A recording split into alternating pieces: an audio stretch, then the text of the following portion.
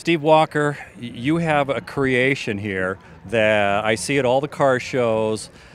I know you never see yourself coming down the street in something like this. It always draws a crowd. For some reason, there's always pinup girls all around it getting their pictures taken. What am I looking at? Yeah, well, it's a 48 Diamond T. It's got a Chevy drivetrain, Ford independent rear suspension, custom frame, custom bodywork.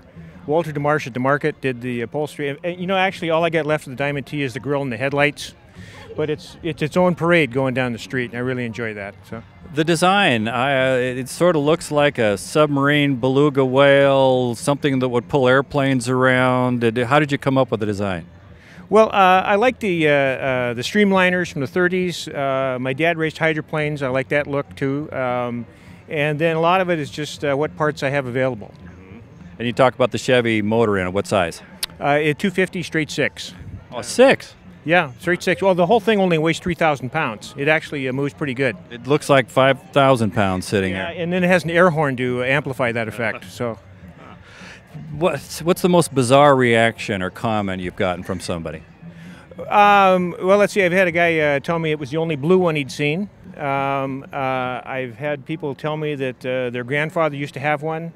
And then I have a history I made up with it for Grand Prix truck racing, as though it occurred after the Second World War using troop transport roads with surplus war trucks. Diamond T was a surplus war truck.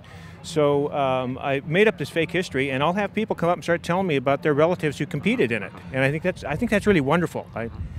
Speaking of wonderful, it's really wonderful that you did you step out of the mainstream when you created this?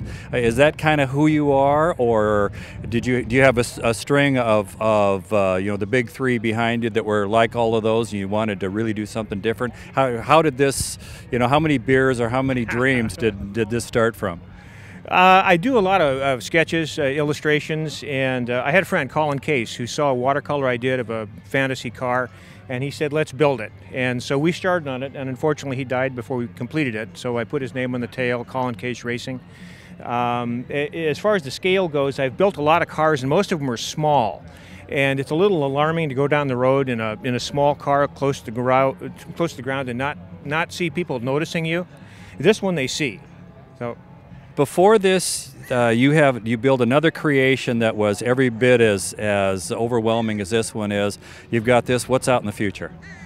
Actually, I started building my own trophies because I've run out of garage space, and I just think I'd just jump right to the finish line and make up my own stuff. I like you. Yeah, Thank you. That's very cool. Thank you for being on the Vintage Vehicle Show.